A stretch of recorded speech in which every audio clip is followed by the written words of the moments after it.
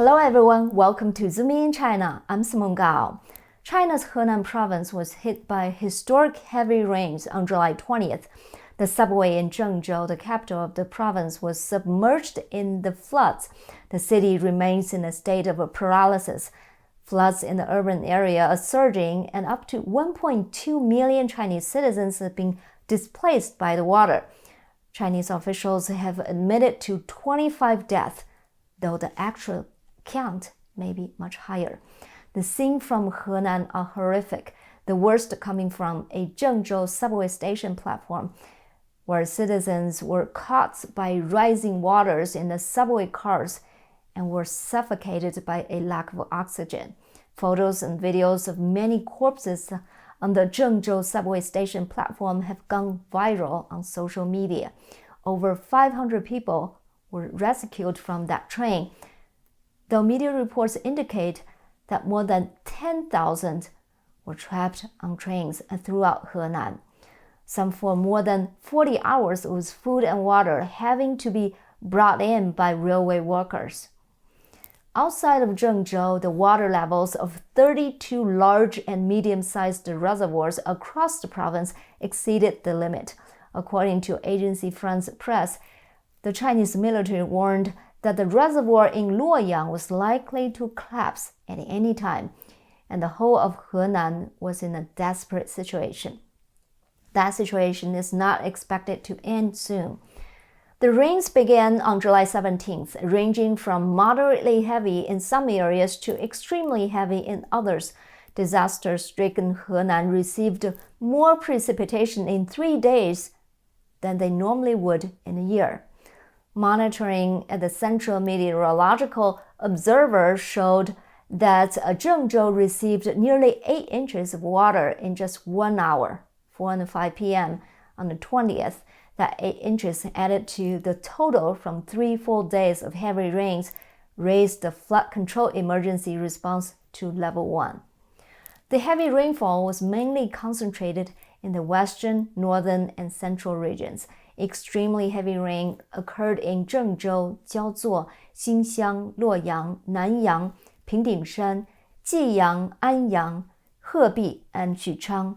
Meteorologists report that heavy precipitation is expected to last until the evening of 21st. The heavy precipitation is still concentrated in the northern and central area of Henan, and the precipitation can reach 4 to 10 inches and locally 12 to 15.5 inches.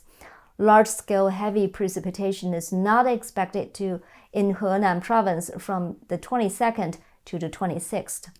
But while the worst of the flood conditions may come to an end tonight, the cleanup and the recovery is likely to take far longer, especially business cleanup.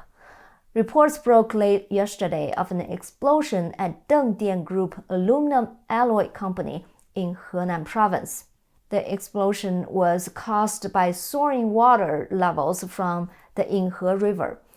The waters exceeded company warning levels around 4 o'clock in the morning. Shortly after, the wall collapsed and the plant was flooded. By 6 o'clock, the flood spread to the alloy tank in the plant, causing the explosion. Fortunately, there were no casualties.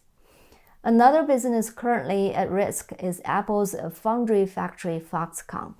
Foxconn has 3 factories in Zhengzhou and is the main manufacturing base for iPhone production, with more than 90 production lines and around 350,000 workers. About half of the world's Apple mobile phones are from Foxconn in the Zhengzhou factory. This company is also critical for the Zhengzhou economy, accounting for 81% of the Zhengzhou's total exports. Foxconn's representative told reporters on the evening of July 20th that currently operations are normal and will continue to monitor the situation. With rains expected to continue through this evening, the concerns over this critical industry remains. While the impacts of Henan's floods are obvious, the causes may not be as simple. Chinese meteorologists gave the environmental perspectives, saying that the reason for such extreme rainstorms is the special airflow characteristics combined with topography of Henan. Instead of elaborating on those details, I want to focus here on another possible factor causing floods, the connection between China's reservoirs and dam systems and the frequent floods in contemporary China. There are 4 major water systems in Henan, namely the Yellow River, Huaihe River, Weihe River, and Hanshui River. Historical records show repeated flooding in that region throughout its history. The most recent one was the 75.8 flood on August 6 of 1975, when heavy rains triggered a major flood in the upper reaches of the Huaihe River, causing a small reservoir to collapse. Early in the morning on August 8th, 2 large reservoirs and nearly 60 small and medium-sized reservoirs collapsed, one after another. Within just a few hours, among them, the Bianqiao Reservoir collapsed. The maximum instantaneous flow out of that reservoir was 79,000 cubic meters per second. The flood peak was nearly 50 feet high, and with 36 million cubic feet forced downstream within 6 hours. The flooding caused over 63 miles of Beijing-Guangzhou railway line to be destroyed. It also laid a devastating human cost on the region. The dam collapsed at 1 a.m. when tens of thousands of people were still asleep, leading to mass casualties. Many villages and towns disappeared instantly. The most conservative report of death toll was 26,000, but the additional death toll brought about by plagues and famines caused by the flood was between 220,000 and 240,000. At that time, which was during the Chinese Cultural Revolution, the government mentioned nothing about this disaster. The devastation was not revealed until many years later. Dam failures are a common cause for the flooding in China. In an interview I did with water conservancy expert Wang Weiluo last year, he said that the Chinese have not recommended and are not good at constructing reservoirs and dams to control water. In 1949, when there were roughly 20 total reservoirs in China, almost all of them had been built by the Japanese during the World War II. Years later, the CCP sent people to the Soviet Union to learn methods of dam construction and the proper function of a reservoir, storing floods so that water can be used in times of drought. They built that belief from the theories in Joseph Stalin's book, Political Economy. In it, Stalin claims that we have mastered the tool to defeat nature by, for example, building reservoirs. There are now 98,000 reservoirs in China, with 52,000 reservoirs in the Yangtze River basin alone. If the reservoirs can safely store floods to fight droughts, as the CCP said, then China should have no floods or food shortages. But this is not the case. In recent decades, China has seen severe floods repeatedly. Why is this? Because a reservoir needs to meet certain conditions for flood storage and drought resistance. However, in China, those conditions are not met. First, the capacity of the reservoir must be very large. For example, the capacity of the Aswan Reservoir Dam in Egypt is 1.86 times the annual runoff. China's Three Gorges Reservoir is 8%, leaving a small total capacity than the 9% annual runoff of the Yangtze River. What problems can this cause? As soon as the rainfall increases, the reservoir cannot hold any of the flood. Instead, floods needs to be discharged downstream so that they will not break the dam or cause overflow around the reservoir. But discharging that water will cause floods downstream, right?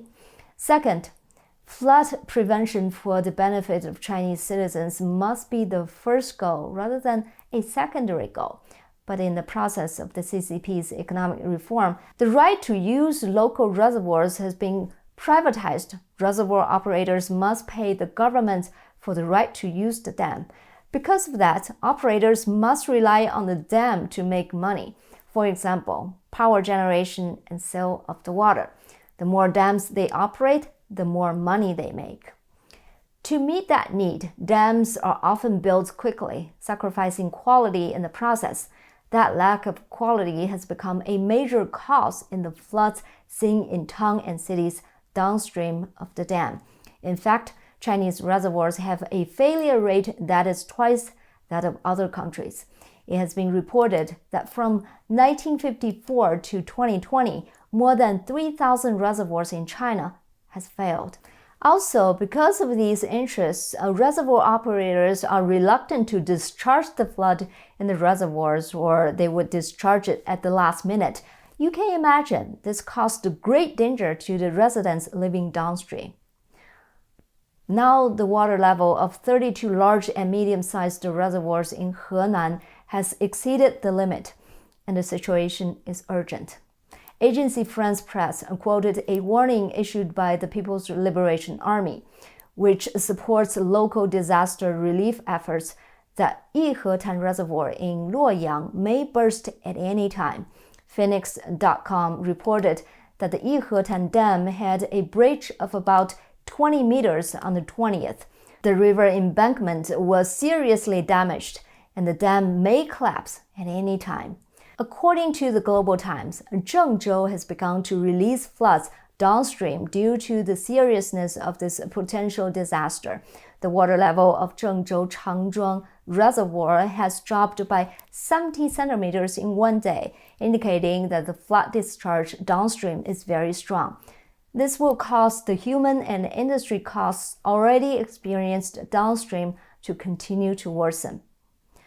The Henan flood disaster is not only a natural disaster, but also a man-made disaster, a disaster that could have been prevented, and an example of disasters that will continue to come.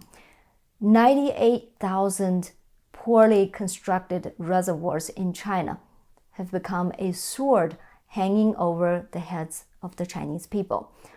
I hope that the people in this disaster-stricken area in Henan can survive this disaster smoothly, and I hope that the Chinese government will see the need to prevent these tragedies in the future by repairing these dangerous dams. Thanks for watching. I'm Simone Gao, and I'll see you next time.